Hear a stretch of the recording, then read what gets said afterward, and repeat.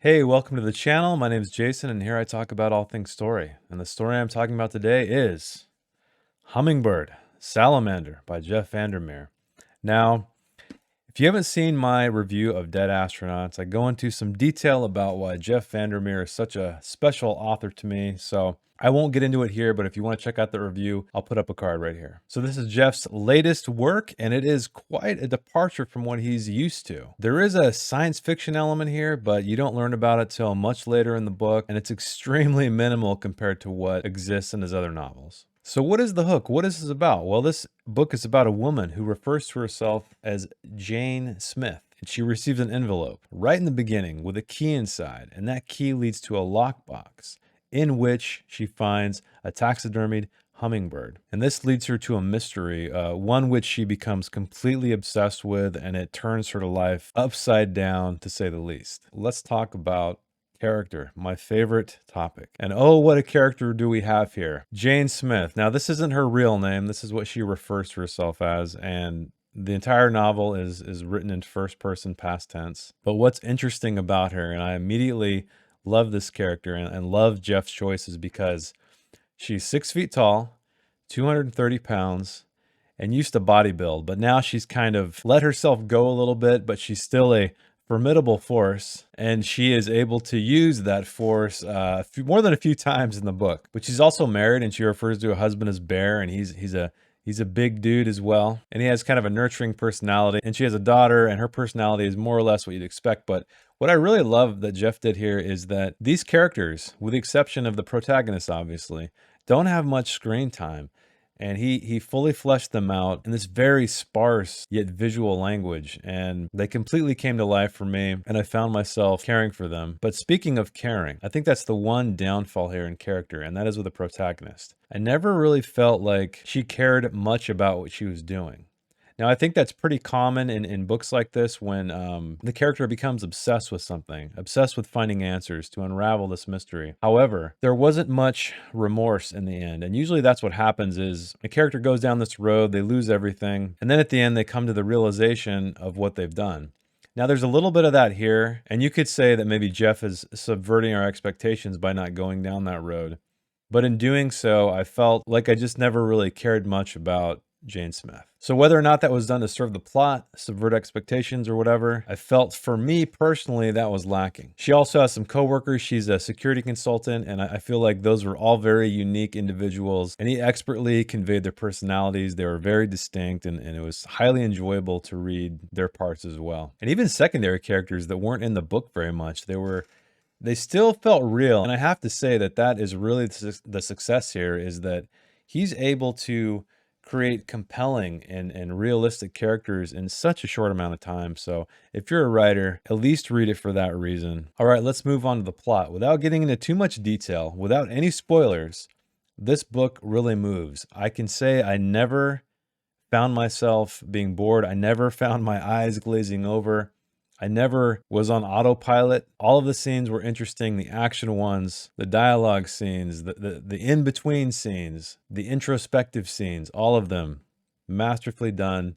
This is a very entertaining book to read on the surface. And speaking of the surface, let's talk about something that I felt was too much on the surface in this book. We do know that Jeff Vandermeer is an environmentalist. He's stated so many times. If you look back in his novels, the Bourne series, the Southern Reach series, it's very apparent he has this deep love for nature, and he's extremely concerned about what we're doing to it. However, all of his other books, I felt, have dealt with it in metaphor. It's been concealed, so to speak, at least between the lines, with science fiction imagery that never made it feel heavy-handed. However, here, Jeff Vandermeer is in the present times. It's very literal. It's about wildlife trafficking, eco-terrorism, two things I am very ignorant about, and honestly, that was the shortcoming for me. Now, if this is something you're very knowledgeable in, maybe you're gonna get a lot out of this, but for me, because of my ignorance, I never felt the stakes. However, I still think it could have worked. I think that he could have conveyed these concepts and these ideas and these allegedly things that are going on in the real world right now in such a way to make me feel. And so while the stakes for Jane, I felt intensely, I felt like what she was going through, the reasons she was going through these things, just fell flat for me. I never really got the gravity of what she was uncovering. And I think this is the danger of putting your own ideologies into books. This literally, anyway, is it came off kind of preachy. And I've seen this slowly revealing itself through Jeff Vandermeer's writings. I think in The Southern Reach, it was perfect. It was thought-provoking. It wasn't in your face. It wasn't preachy.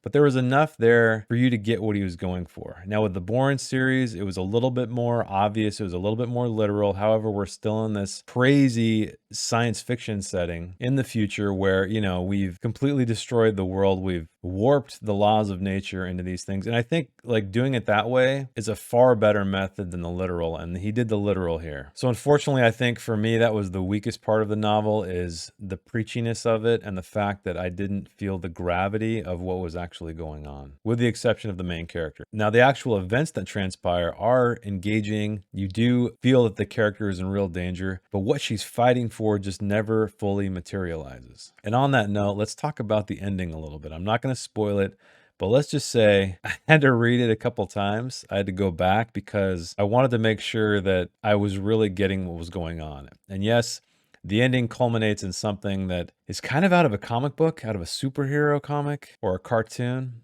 Yeah, I don't want to get into it. I don't want to spoil anything, but let's just say it was pretty disappointing. All right, let's talk about the writing itself, or as I like to call it, the cinematography of the story. Jeff continues to just blow me away with his writing. I just found myself taking in every single word. Sentence by sentence was just expertly crafted. It's a little jarring, I think, for some. It's not very mainstream, but it's totally readable. And I felt like all of the unnecessary words just were cut out, so there was no fluff whatsoever. This is a very quick read. It's very engaging. It's very visual. But on that note, the voice of the character. As I said, this book is written in first person, and the way it's written, though, felt a little bit too hard-boiled, a little bit too poetic for the main character. Now, you could argue, I was thinking about this after I finished it, and you could argue that because this is written in the past tense, it's written in a way that she became this character. And so I think that's a valid argument or a valid point, but it just felt like this seasoned detective writing this thing. But that's a minor nitpick. It's just something I noticed, and I feel like once I got to the end, I could say, okay, I could see how that could work. But beautiful, beautiful writing. Highly recommend you check this book out. As I said, if you're a writer, you will appreciate the prose here. All right, with all that said, I'm going to have to give Jeff Vandermeer's Hummingbird Salamander a 7.5 out of 10. Beautiful writing, interesting character, engaging plot. But with those couple of downsides I mentioned, like the voice of the character, the overarching idea feeling a little bit too preachy, and where I didn't fully feel the stakes, and also somewhat of a letdown with the character and their arc. But all in all, a great ride. I was never bored whatsoever, never a dull moment. If you're looking for something in the thriller genre with a light bit of sci-fi, I highly recommend this one. If you're used to Jeff Vandermeer's other books, this is a departure. But if you're open-minded, I think you'll have a good time. But I'd really, personally, this is my opinion, obviously. This whole review is my opinion. I would like to see Jeff take his environmental views a little bit less literal next time, or maybe convey them in such a way to where we really feel the weight and the implications of what we're doing and the way these animals are suffering. So that's it for me. I hope you enjoyed the review. If you read this book, let me know your thoughts below. Did you like it? Did you not like it? And if you'd like to see me create and not just critique, check out my series, Worth 1,000 Words, where I write a 1,000-word short story based on a piece of artwork without an outline every week. If you'd like to support the channel, give me a like. Subscribe if you like story-related content. Check out my books in the description. I do live streams on Saturdays and Sundays. And thanks again for watching, and I will see you in the next one. Bye.